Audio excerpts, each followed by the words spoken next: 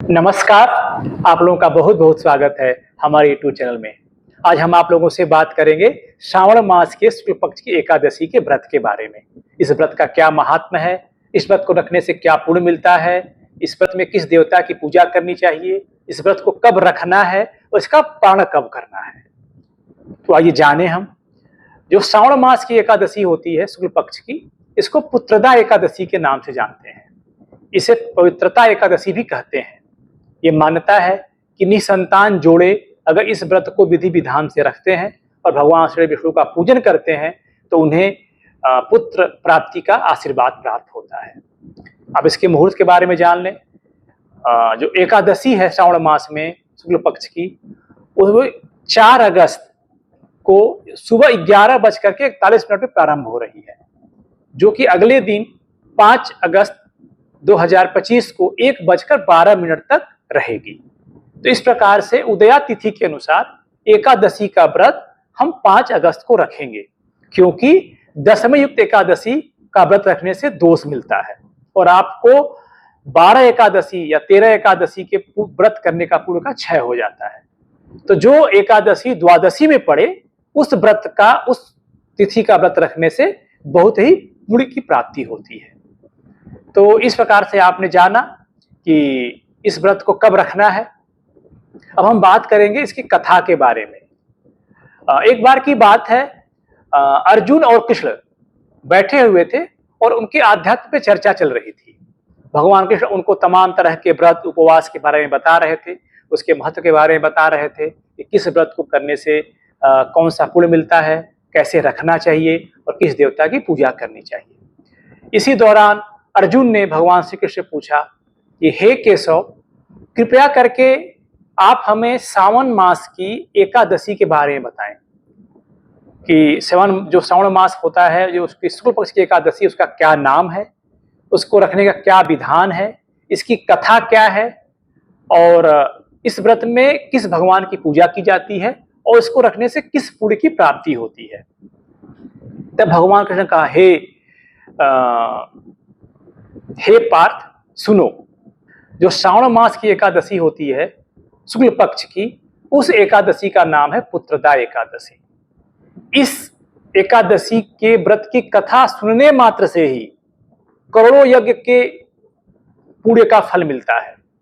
मतलब अगर आप इस व्रत को नहीं रखते हैं, मात्र कथा भी सुन लेते हैं, तो आपको एकादशी व्रत रखने के बराबर या उससे ज्यादा का पुण्य मिलता है। तो हम आगे कथा आपको सुनाते हैं।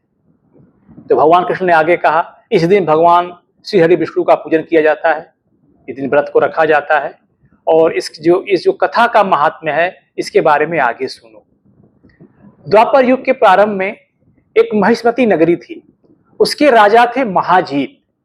वो बहुत ही प्रतापी राजा थे, बहुत ही धर्मात्मा राजा थे। वो अपनी प्रजा को अपने पुत्र की भांति मानते थे। उनके राज्य में कोई दुखी नहीं था, सब लोग प्रसन्न रहते थे, किसी प्रकार का कोई विशेष कर नहीं लेते थे, सबको अपने संतान की भांति मानते थे, सब लोग बहुत खुश थे। परंतु राजा बहुत दुखी रहते थे कि राजा को कोई संतान नहीं थी, वो पुत्रहीन थे और उनको ये चिंता हमेशा खाए जा रही थी कि हमारे राज्य का कोई वंशज नहीं है, हमारे राज्य का आगे क्या होगा, कौन इसको चलाएगा, हमने ऐसा कौन सा पाप कर दिया है जिसका हमको इसको ये फल भुगतना पड़ रहा है। क्योंकि पुत्र के बिना यह लोग और उस लोग कहीं पे भी आपको सुकून नहीं मिलता है। तो एक दिन क्या किए, राजा ने अपनी पूरी प्रजा को बुलाई, अपने मंत्रीगण को बुलाया, सभासद को बुलाया और अपनी चिंता उन लोगों के समक्ष रखे कि हमने अपने जीवन में कोई पाप कर्म नहीं किया है, कोई अन्यायपूर्वक हमने कोई राज करके कोई धन एकत्रित नहीं किया है, कभी प्रजा को कोई कष्ट नहीं दिया, कभी किसी ब्राह्मण का या देवता का अनादर नहीं किया, हमने प्रजा को हमेशा अपने पुत्र की तरह माना है, कभी किसी से ईर्ष्या भाव नहीं किया, सभी को एक समान समझा। हमारे राज्य में कोई ऐसा कानून भी नहीं है जिससे अनावश्यक डर उत्पन्न हो। तो इस प्रकार धर्मयुक्त राज करने के बाद भी मैं इतना कष्ट क्यों पा रहा हूँ, इसका क्या कारण है? कृपया आप लोग इसमें हमारा सहयोग करें और इसके बारे में पता करें कि ऐसा क्यों हो रहा है, कि ऐसा कोई अगर उपाय है तो इस उपाय को मैं करूं, क्या मैं इस पाप से, इस कष्ट से मुक्त हो पाऊंगा या नहीं हो पाऊंगा। तो अब जो उनके सभासद थे, जो मंत्रीगण थे, वो भी राजा को बहुत मानते थे, बहुत प्यार करते थे। सब लोगों ने इसको बहुत ही अपने दिल में लिया और इसके इस समस्या के समाधान के लिए जगह जगह यात्राएं प्रारंभ कर दी। इसमें से एक टुकड़ी जंगल की तरफ गई, जो विशेष टुकड़ी थी राजा की, वो जंगल की तरफ गई और जो वहां पे जितने भी सिद्ध महात्मा ऋषि मुनि थे उनसे जाके मिले और मिल करके उनका आशीर्वाद लिए, प्रणाम किए। उसी में एक सबसे जो वयोवृद्ध ऋषि थे, उनका नाम था लोमेश। जा करके वो लोग महर्षि लोमेश से मिले, उनको प्रणाम किया, उनके सन्मुख बैठ गए। महर्षि के दर्शन से सभी को बहुत प्रसन्नता हुई। उन्होंने महर्षि लोमेश से प्रार्थना की, हे देव, हमारा अहोभाग्य है कि आपके दर्शन का सौभाग्य प्राप्त हुआ। मंत्री की बात सुनकर के महर्षि लोमेश ने कहा, हे मंत्रीवर, आप लोगों की विनम्रता से मैं अति प्रसन्न हूँ, कृपया मुझे अपने आने का प्रयोजन कहें। मैं आपके कार्य को अपने सामर्थ्य अनुसार अवश्य ही करूंगा, क्योंकि हमारा शरीर ही परोपकार के लिए बना हुआ है। लोमेश ऋषि के ऐसे मृदु वचन सुनकर के मंत्री ने कहा, हे ऋषिवर, आप हमारी सही बातों को जानने में ब्रह्मा से भी ज्यादा समर्थ हैं, अतः आप हमारे संदेह को दूर कीजिए। महिष्मति नामक नगरी के हमारे महाराज महाजीत बड़े ही धर्मात्मा और प्रजावत्सल हैं। वो प्रजा को पुत्र की तरह मानते हैं और धर्मानुसार आचरण करते हैं, किंतु फिर भी वो पुत्र विहीन है। हे महामुनि, इससे वो अत्यंत दुखी रहते हैं। हम लोग उनकी प्रजा हैं, तो हम भी उनके दुख से दुखी हो रहे हैं, क्योंकि प्रजा का यह कर्तव्य है कि राजा के सुख दुख को अपना सुख दुख माने और उसको उनके दुख में हमेशा हमेशा भागीदार भी रहे। तो हम उनके पुत्रहीन होने का अभी तक का कोई कारण नहीं जान पाए हैं, इसीलिए हम आपके पास आए हैं। अब आपके दर्शन करके हमें पूर्ण विश्वास है कि हमारा दुख अवश्य ही दूर हो जाएगा, क्योंकि महान पुरुषों के दर्शन मात्र से ही प्रत्येक कार्य सिद्ध हो जाते हैं। अतः आप हमें बताने की कृपा करें कि किस विधान से हमारे महाराज पुत्रवान हो सकते हैं। हे ऋषिवर, यह आपका हम पर, हमारे राज्य की प्रजा पर बड़ा ही उपकार होगा। इस करुण प्रार्थना को सुनकर के महर्षि लोमेश ने नेत्र बंद करके राजा के पूर्व जन्मों पर विचार किया। कुछ पलों बाद उन्होंने विचार करके कहा, हे भद्रजनों, यह राजा पिछले जन्म में अत्यंत उदंड था तथा बुरे कर्म किया करता था। उस जन्म में यह एक गांव से दूसरे गांव घूमा करता था और हमेशा गलत आचरण करता था। एक बार ज्येष्ठ मास के शुक्ल पक्ष की एकादशी के दिन की बात है, यह 2 दिन से भूखा था। दोपहर के समय एक जलाशय पर जल पीने के लिए गया। उस स्थान पर एक गाय भी जल पी रही थी। राजा ने उसको प्यासा ही भगा दिया और स्वयं जल पीने लगा। सो हे श्रेष्ठ पुरुषों, इस कारण राजा को यह कष्ट भोगना पड़ रहा है। इस राजा को जो गाय को इसने प्यासी भगा दिया, इसके कारण यह पुत्रहीन है। यह जानकर सभी सभासद प्रार्थना करने लगे, हे ऋषि श्रेष्ठ, शास्त्रों में ऐसा लिखा है कि पुण्य से पाप नष्ट हो जाते हैं, अतः कृपया करके आप हमें कोई ऐसा उपाय बताइए जिससे हमारे राजा को पूर्व जन्म के पाप नष्ट हो जाएं और उन्हें पुत्र रत्न की प्राप्ति हो। सभासदों की प्रार्थना सुनकर महर्षि लोमेश ने कहा, हे श्रेष्ठ पुरुषों, यदि तुम सब श्रावण मास के शुक्ल पक्ष की एकादशी का व्रत और रात्रि जागरण करो और उस व्रत का फल राजा के निमित्त कर दो, तो तुम्हारे राजा के यहाँ पुत्र रत्न उत्पन्न होगा।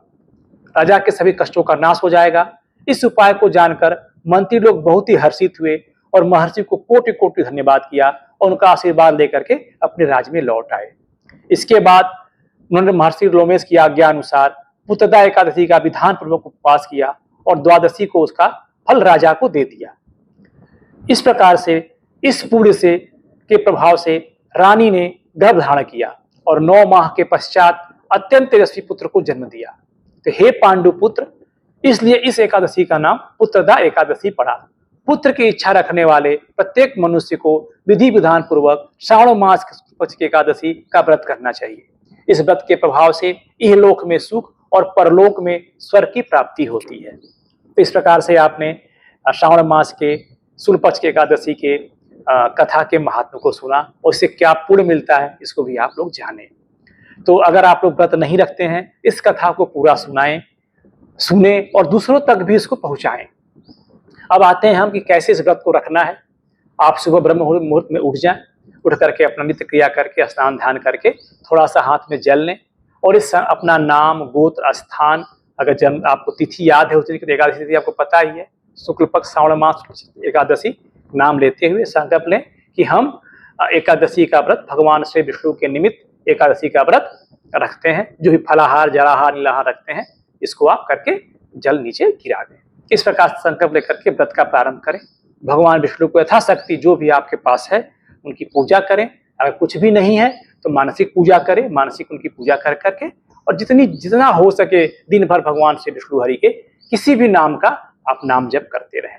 और कोशिश करें कि आपका उस दिन आप किसी से कड़वा वचन न बोलें, आपके मन में कोई ईर्ष्या की भावना नहीं आए, कि आपके मन कर्म वचन से कोई ऐसा कर्म न हो जिससे दूसरे को कष्ट पहुंचे। तो मैं उम्मीद करता हूं कि हमारे द्वारा बताई गई कथा और जानकारी आपको अच्छी लगेगी। अगर ये अच्छी लगी हो तो कृपया इसे लाइक करें और आप इसको दूसरों को शेयर भी करें, ताकि दूसरे लोग भी इस कथा के लाभ का श्रवण कर सकें। तो भगवान श्री हरि विष्णु आप सभी लोगों का कल्याण करें।